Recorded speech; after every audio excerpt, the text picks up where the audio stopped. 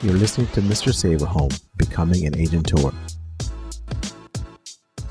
Good day, good people. My name is Navid Moosa, and I am your host for Mr. Save a Home, Becoming an Agent Tour.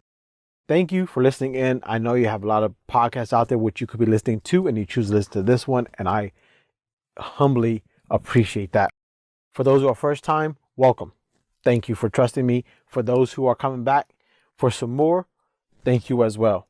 We do our best here to make sure that the information we give is not just of vanity or not just of, of emptiness. These are our stories. These are our experiences.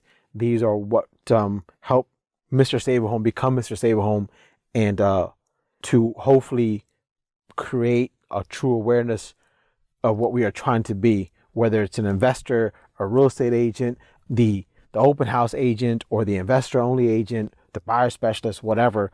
We want to give you the best that we have so you can become the best of who you are. And you also know, if you're a repeat listener, that we get into it ASAP. We don't, no fluff pieces. So with that being said, let's go. Today's episode, I'm going to call it follow through. Not follow up. That's different. We're going to call it follow through.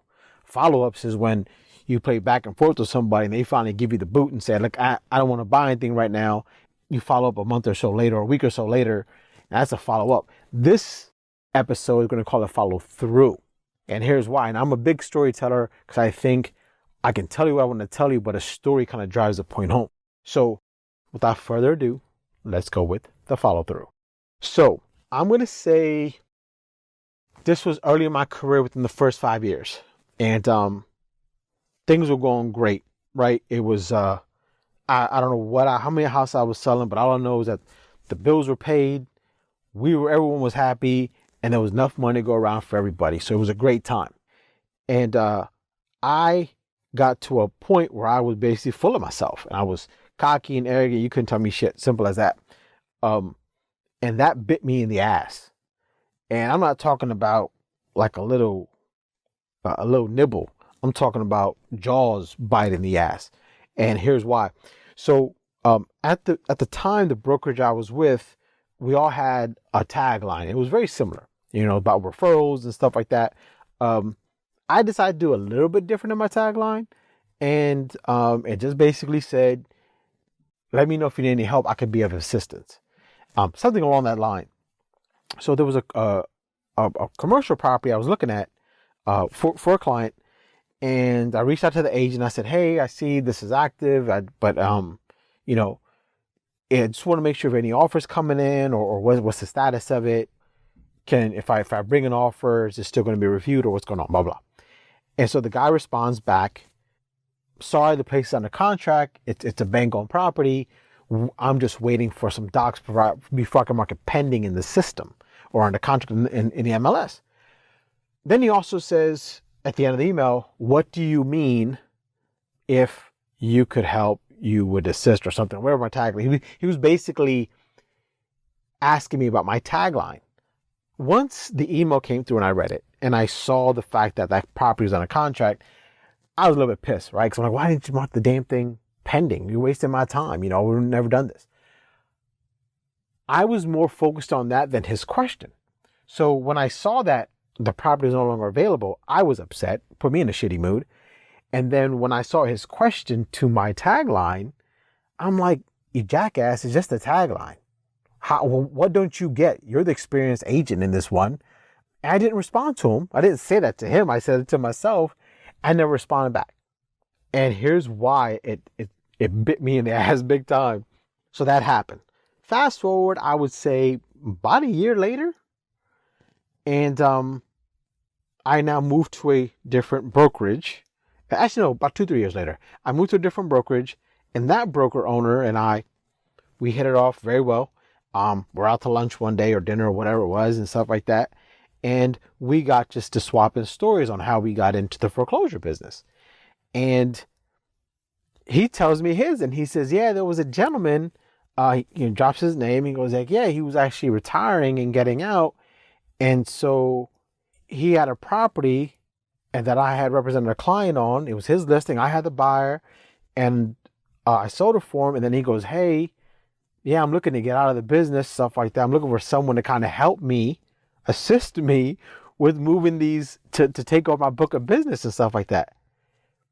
Son of a bitch, if it wasn't the same agent who reached out to me first a year earlier or 2 years earlier, whatever the time frame was.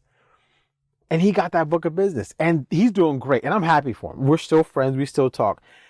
I'm happy for him now. Don't get me wrong. Back then, I was envious and jealous and wanted to do nothing but knock his head into the wall. Because I was so mad.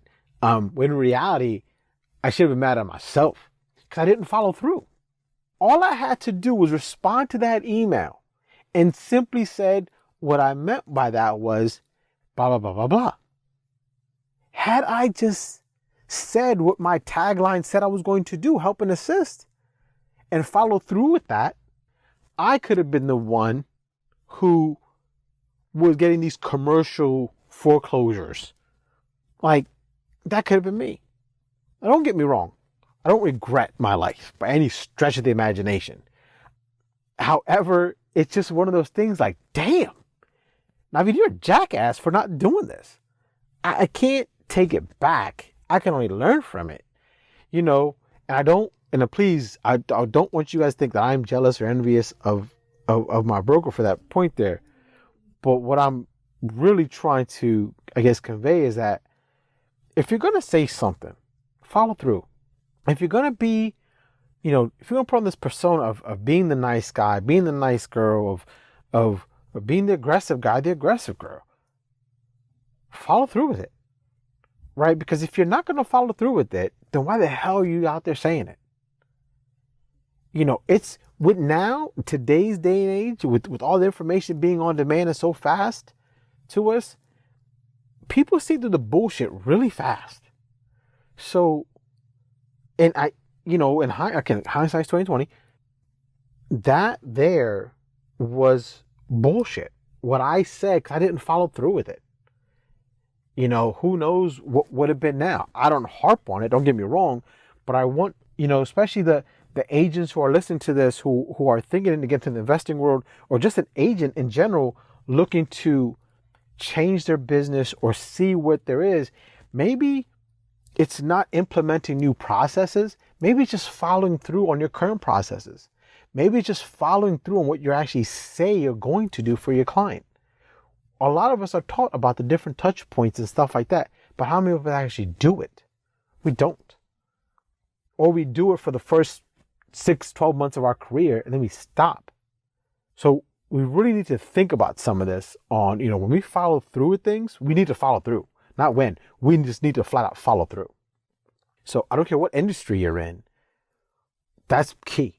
That is absolutely key because your word is your bond, as they say. And when you follow through, you're keeping that bond of your word. To you, your family, your clients, everybody. All right? So that's what I got for y'all today. Hopefully you enjoyed it. Hopefully you understand the lesson I was getting to. And yes, these are real stories. These are not something that I made up because it's 3 o'clock at night and I was watching an infomercial.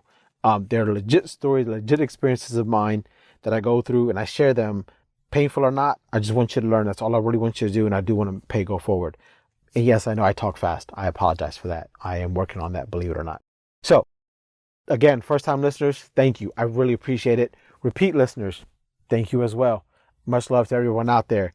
And as always, never chase the money. Always chase the deal. Do right by the client, and everything will fall into place. Be safe and be good.